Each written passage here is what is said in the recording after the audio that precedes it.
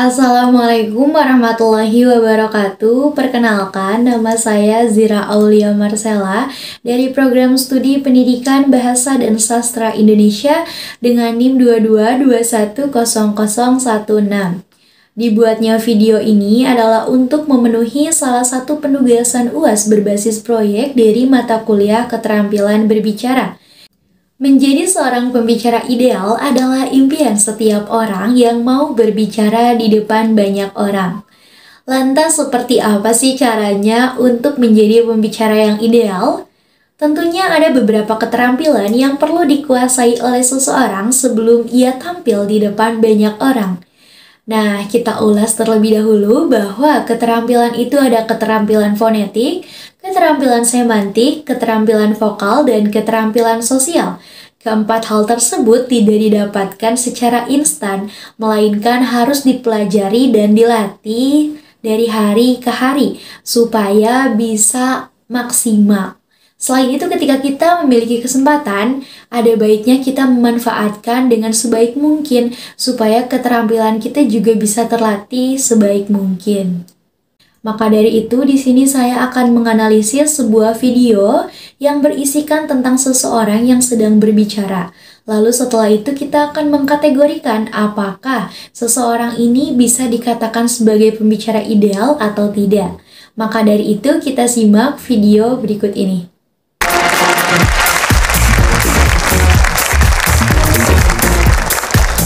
Selamat malam penonton di rumah, bahagia sekali. Saya Ibnu Jamil hadir dalam acara I'm Possible. Dan tentunya dari Impossible jadi I'm Possible.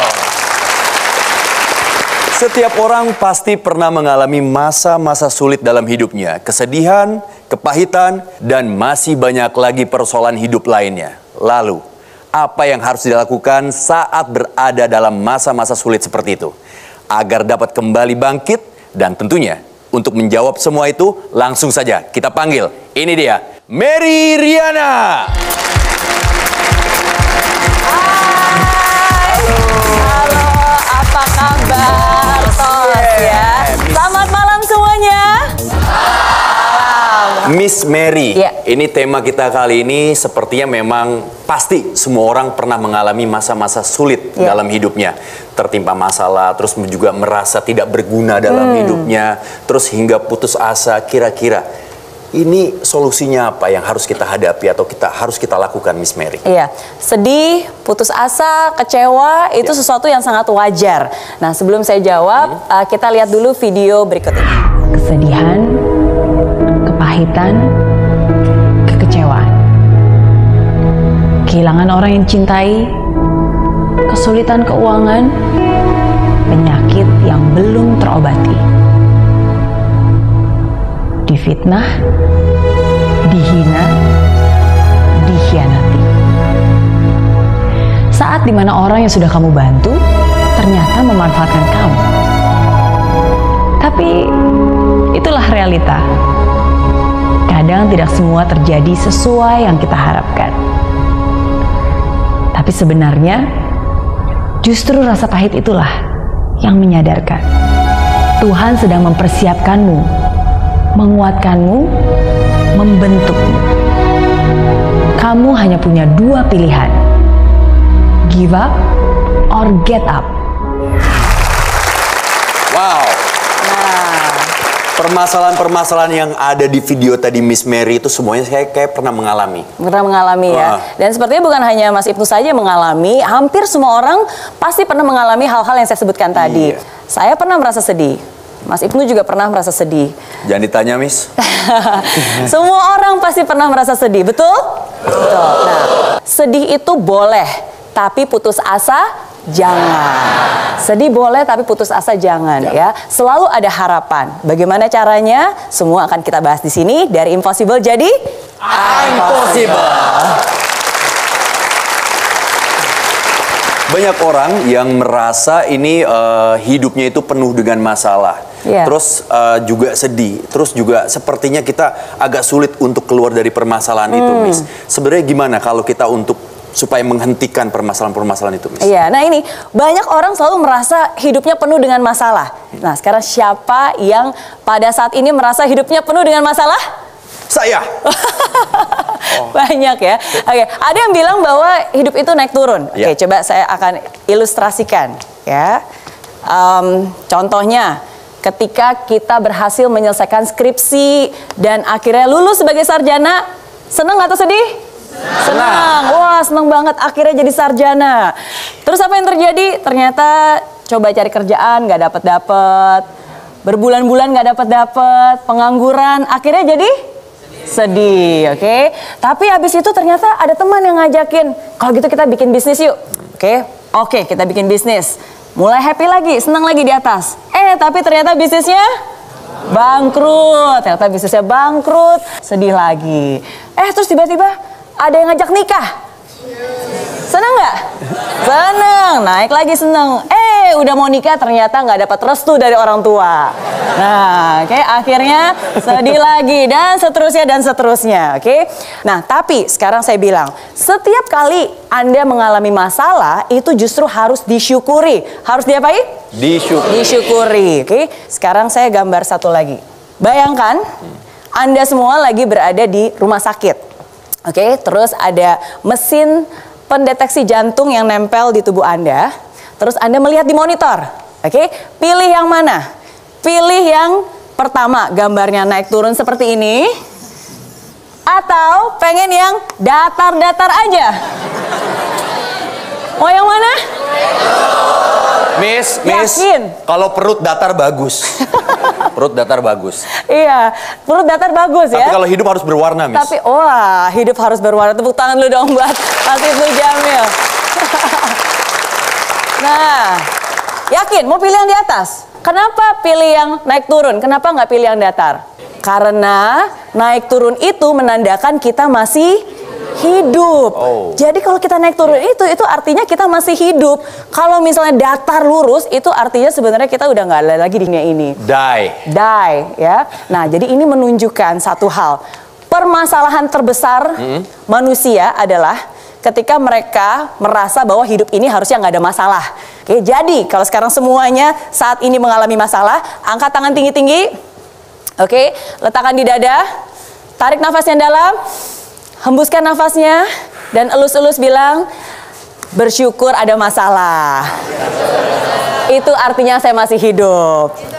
Dan jadi, Tuhan masih sayang, Dan Miss. Tuhan masih sayang, ya, karena masih dikasih kesempatan.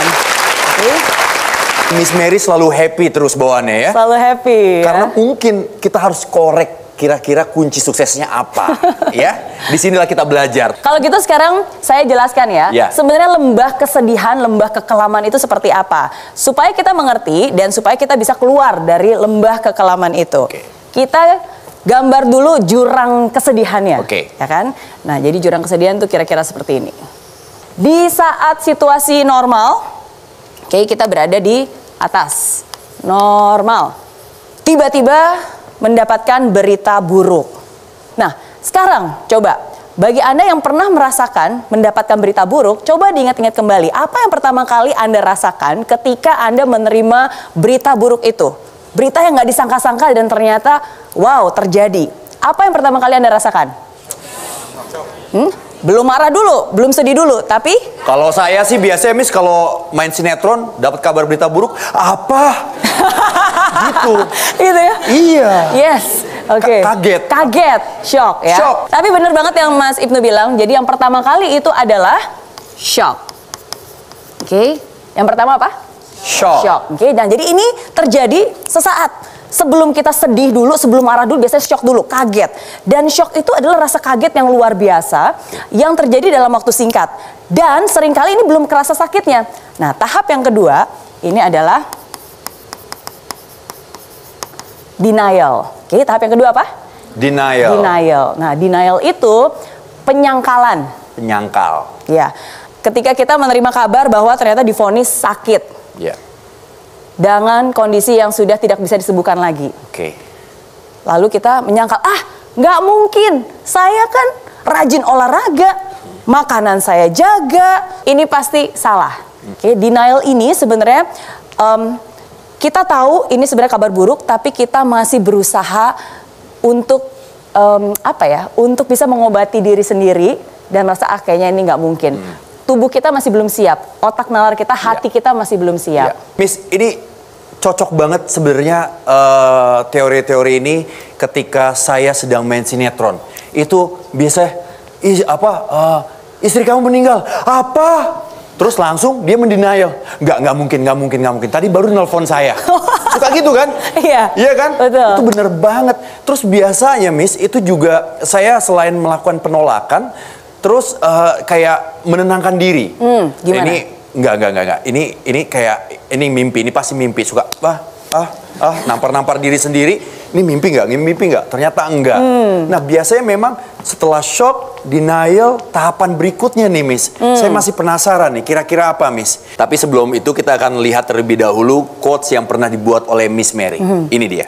Ketika badai datang, berhentilah menenangkan badai. Tapi tenangkanlah dirimu, maka badai itu akan berlalu. Miss Mary, tolong dong jelasin arti kata-kata yang tersirat dalam quotes-nya Miss Mary ini. Iya, ini saya sering banget menjelaskan dan mengingatkan orang tentang hal ini. Kenapa? Karena kadang-kadang masalah itu diibaratkan bagaikan badai. Dan seringkali kita berusaha untuk, wah, gimana nih caranya untuk menghilangkan masalah ini? Gimana caranya untuk menenangkan badai ini? Oke. Nah, akibatnya seringkali kita capek sendiri dan justru malah masalah makin runyam, makin banyak lagi, malah tumbuh masalah-masalah yang lebih baru lagi. Makanya saya selalu bilang, ketika badai datang, jangan berusaha untuk menenangkan badai itu, tapi tenangkanlah dirimu dulu, tenangkanlah hatimu dulu. Baru badai akan berlalu, baru masalah nanti bisa ada solusinya, baru pikiran kita bisa lebih jernih. Oke, jadi seperti itu. Tepuk tangan dong untuk Miss Mary. Jadi kuncinya tuh di kitanya dulu. Kita harus tenang untuk menghadapi permasalahan-permasalahan gitu ya, Miss. Nah, Miss, kalau kita lanjutkan lagi tadi, selanjutnya apa, Miss? Nah, tadi kan Mas Ibnu bilang kalau sinetron biasanya kalau ada kabar buruk, shock. Oh, shock. Terus nggak mungkin. Nggak mungkin. Ini nggak mungkin. Ini pasti mimpi. Habis itu biasanya gimana? Habis itu saya istirahat, kalau nggak salah break saya nggak tahu waktu itu apa ya, break cut gitu ya? Iya, cut. Salah actingnya salah. Oke, biasanya setelah kita denial, kecewa dan marah. Marah semarah-marahnya. Oke, nah jadi ini yang berikutnya. Angry. Oke, marah. Awalnya pertama-tama kita pasti marah. Marah ke sumbernya. Kalau misalnya ada orang yang bawa lari uang investor, marah, mana nih orang? Saya cari, ya kan? Marah, mau balas dendam mungkin, oke? Marah ke keadaan, marah ke orang-orang sekitar. Bahkan seringkali akhirnya marah menyalahkan Tuhan yang di atas. Dan menyalahkan diri sendiri. Karena kalau ujung-ujungnya nih kita berusaha cari dan nggak ketemu, akhirnya kita kesel sendiri. Dan akhirnya diri kita yang disalahkan. Dan itu sangat menyakitkan. Kenapa? Karena ujung-ujungnya Anda semua akan rugi 2 kali. Pertama, rugi udah menderita. Kedua, rugi menyakiti diri sendiri. Saya bilang, Anda boleh sakit hati, Anda boleh dihianati, tapi jangan sampai rugi 2 kali. Jadi kalau Anda nggak mau rugi, sadar. Ini bukan hukuman, ini adalah suatu pembelajaran. Oke? Jangan menyalahkan diri sendiri terlalu berlebihan. Nah, selanjutnya ada apa lagi, Miss, tahapannya? Nah, ini yang menarik nih, Mas Ibnu. Nah, setelah kita marah, tadi kan diingatkan ya, pokoknya nggak boleh marah yang berlebihan, apalagi menyakiti diri sendiri, apalagi memarahi diri sendiri. Nah, tahapan berikutnya, ini yang saya sebut sebagai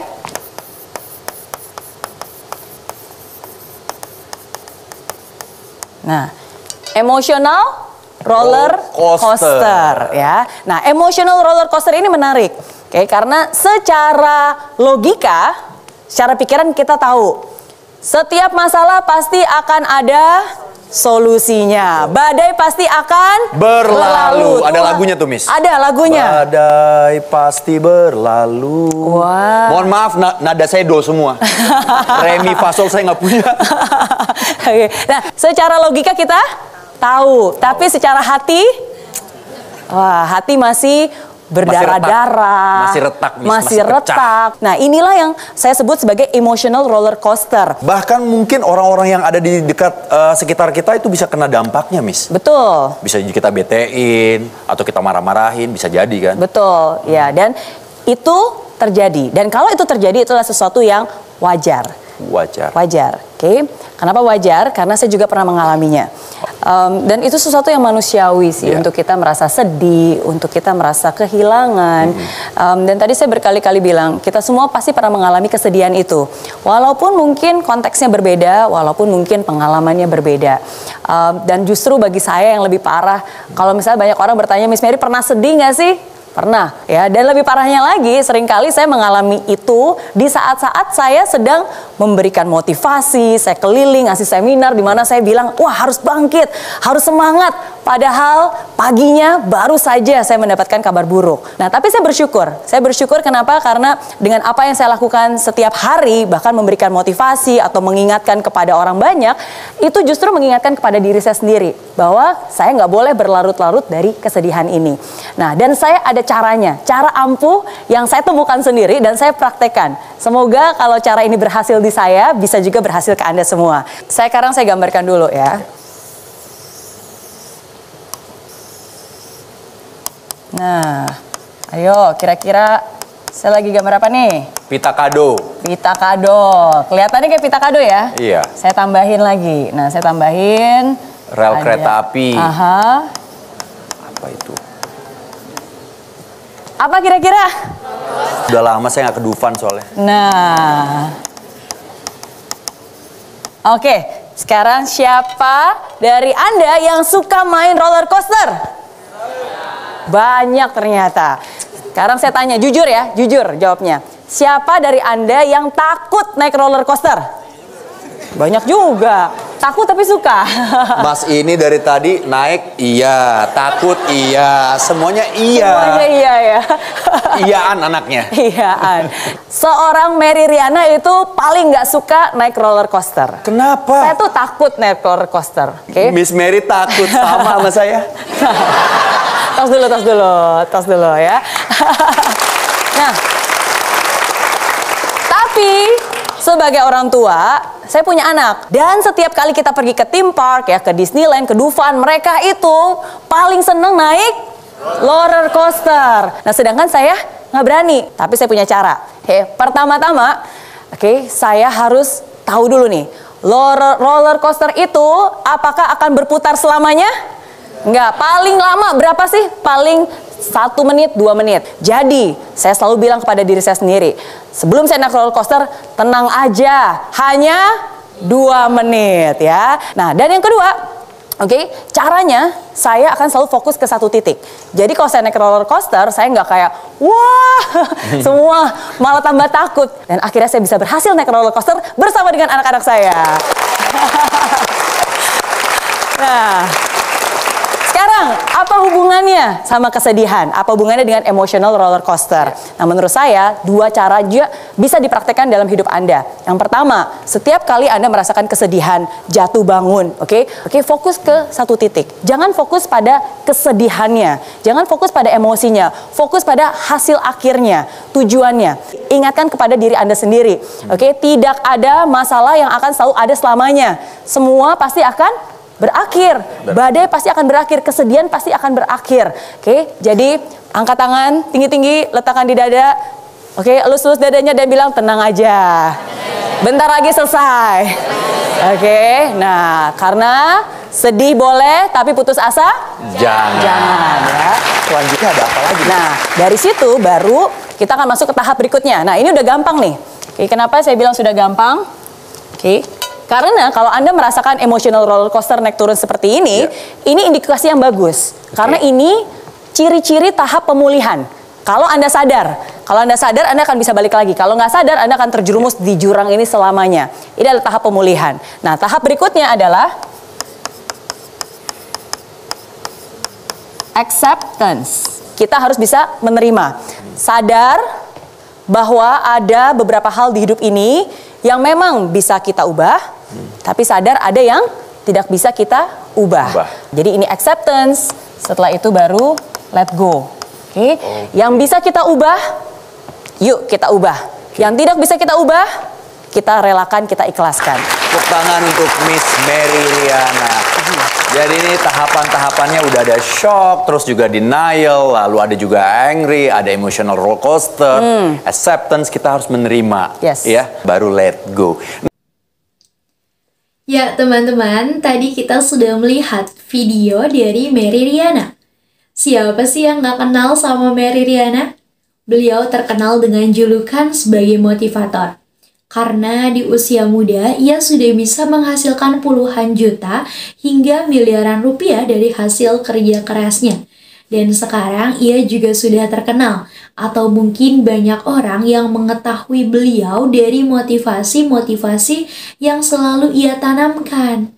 Nah, Mary Riana ini adalah seseorang yang bisa dijadikan sebagai contoh pembicara ideal. Jadi seperti apa sih sebetulnya pembicara ideal itu? Teman-teman, seorang pembicara ideal bisa dilihat dari kepiawaiannya dalam menguasai panggung, situasi, dan kondisi tempat di mana ia berbicara. Adapun beberapa ciri, seseorang bisa dikatakan sebagai pembicara ideal. Yang pertama, ia bisa memilih topik yang tepat. Nah, pembicara yang baik selalu dapat memilih materi atau topik pembicaraan yang menarik, aktual, dan bermanfaat bagi para pendengarnya. Selain itu juga, ia mempertimbangkan minat, kemampuan, dan kebutuhan untuk pendengarnya. Yang selanjutnya, penguasaan materi yang sangat baik. Dalam tayangan video yang sudah kita simak sebelumnya, Mary Riana ini membawakan sebuah acara talk show yang berjudul I'm Possible with Mary Riana. Di sini saya akan membahas mengenai contoh bahwa Mary Riana ini sudah memilih topik yang tepat karena topik yang diangkat adalah topik yang dikuasai oleh Mary Riana, sehingga beliau berbicara dengan lugas dan jelas di depan banyak orang dengan penguasaan yang sangat baik. Nah, seorang pembicara yang ideal sudah pasti harus menguasai topik pembicaraan, sehingga apa yang disampaikan pembicaraannya itu tidak berbelit-belit dan tujuannya pun jelas. Yang selanjutnya, memahami latar belakang pendengar. Kalau teman-teman perhatikan di sini, penontonnya itu adalah usia-usia produktif. Nah, Mary Riana memahami latar belakang pendengarnya. Pasti pendengarnya itu adalah orang-orang yang sedang mempunyai masalah yang berat di dalam kehidupannya. Dan Mary Riana juga mengetahui situasi. Jadi mungkin pendengar di situ situasinya sedang kalut, resah, atau mungkin gelisah akibat dari masalah yang sedang dialami. Jadi ketika Mary Riana berdiri di sini, ia memiliki tujuan yang jelas. Tujuannya itu adalah ia ingin memberikan motivasi kepada orang-orang yang sedang mengalami permasalahan yang cukup berat di dalam kehidupannya. Dan Mary Riana juga ingin menguatkan bahwa kesedihan itu harus tetap dijalani dengan kuat. Yang selanjutnya, memiliki kontak dengan pendengar. Kita bisa melihat bahwa adanya kontak dengan pendengar yang sangat jelas melalui video tersebut. Ketika Mary Riana berbicara, ia menyimak satu persatu penontonnya. Selain itu, ia juga menyimak host yang ada di sampingnya. Hal itu bisa terlihat dari gestur tubuh yang menjelaskan bahwa ia sedang berkomunikasi. Yang selanjutnya, kemampuan linguistik yang sangat tinggi. Maksudnya di sini adalah Mary Riana sudah paham dengan situasi tersebut. Maka dari itu, ia berbicara dengan jelas melalui bahasa yang mudah dipahami oleh orang-orang yang menjadi pendengarnya, terutama para milenial. Yang selanjutnya, menguasai pendengar. Nah, di sini menguasai pendengar ia membuktikannya melalui gestur tubuhnya. Ia juga sangat menguasai tempat. Tidak hanya berdiri dengan sikap sempurna saja, tetapi ia juga menguasai panggung, seperti bergerak ke sana kemari. Nah, di sini terlihat bahwa ia benar-benar menguasai pendengarnya. Selain itu, pendengarnya juga terlihat terarah sesuai dengan jalan cerita yang sudah dirancang oleh Mary Riana. Yang selanjutnya, bisa meyakinkan pendengar. Nah, penampilan yang meyakinkan ini terlihat dari busana yang dikenakan oleh Mary Riana. Selain itu juga cara berdiri dan cara ia berbicara. Nah, ini adalah sesuatu hal yang sangat meyakinkan yang dapat dilihat dari kredibilitasnya sebagai seorang Mary Riana. Mungkin saya cukupkan analisis mengenai video seorang pembicara yang ideal. Wabillahi taufiq wal hidayah. Wassalamualaikum warahmatullahi wabarakatuh.